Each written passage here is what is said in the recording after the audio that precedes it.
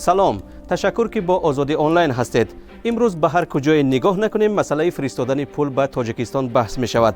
بانک ملی 10 روز پیش نظام نوی پولگذرانی را فعال کرد. مقامات از بهبودی میگویند، مردم از کمبودی. یک کاربری سامانه رادیو آزادی از روسیه نوار فرستاد و گفت که برای انتقال پول به تاجیکستان به واسطه نظام یونیستریم ساعت‌ها منتظر میمانند. این دهانی باندانی یا ساعت داد میکنم که کای اوچرات من میرسه پول روی کنیم کنم نگرفتن زلاطی کردن محکم کردن نسیم روی کردن نشان اینجا خاو گارازو. مهاجر دیگری تاجیک با نام جاویدان این ویدیو را از راستاوی لبی دان فرستاد و مشکل را این گونه نقل کرد. سلام علیکم، من کسی نما سیگازنوی دایم. یگام نمو تاجیکستان کنتاک نزلاطی کردن نه یگام چوی کردن نمیشه تاجیکستان. در یک هفته اخیر صدها نفر در سامانه رادیو آزادی و صحیفه های ما در فیسبوک و اینستاگرام در این باره بحث کردند.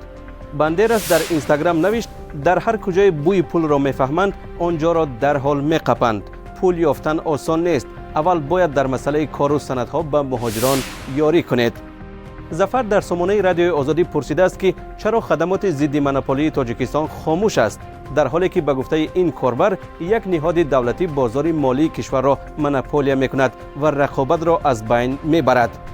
حال حاضر در تاجیکستان تنها دو نظام انتقال پول که شرطهای بانک ملی را پذیرفتند فعال است. نظامهای دیگر کار نمیکنند.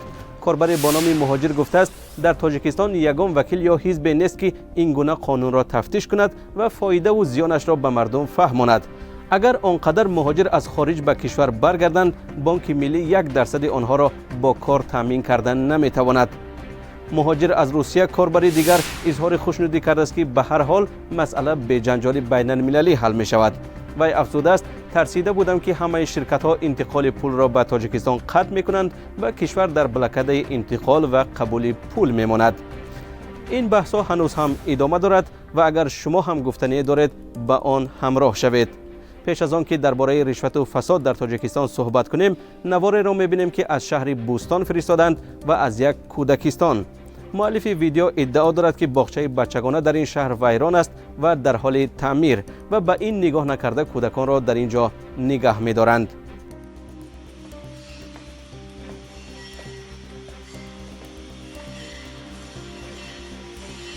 صادقی داومتی.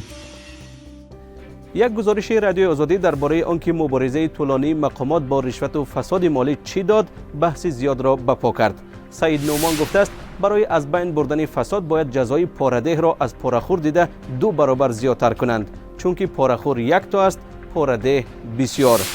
کاربر با نام تاجیک میگوید که ناظری راه 900 سامانی معاش میگیرد، چه خیل دست به جنایت کروپسیونی نزند. با این مبلغ مگر میتوان زندگی کرد؟ خواننده دیگر به ذکر نامش پرسیده است که چرا مردم در مسئله مبارزه با فساد با مقامات همکاری زیچ ندارند و جوابش را هم خودش داده است. برای آنکه به مقامات باور ندارند، از جمله به آژانس نظارت دولتی مالیوی و مبارزه با کروپسیا. کاربر با نام مردم گفته است اگر کروپسیا را ریشه‌کن کنند، طبیب و آموزگار و حتی مقامداران با مزد ناچیز کارپرتایی را پیش میگیرند. اگر حکومت اندازها را کم کند و به صاحبکاران امکان فراهم آورد، کروپسیا خود به خود از بین می رود. شرح‌های جالب خود را در سامانه رادیو آزادی و صحیفه های ما در فیسبوک و اینستاگرام بنویسید و عکس و ویدیو را به این شماره ها بفرستید. تا برنامه آینده، خدا نگهدار.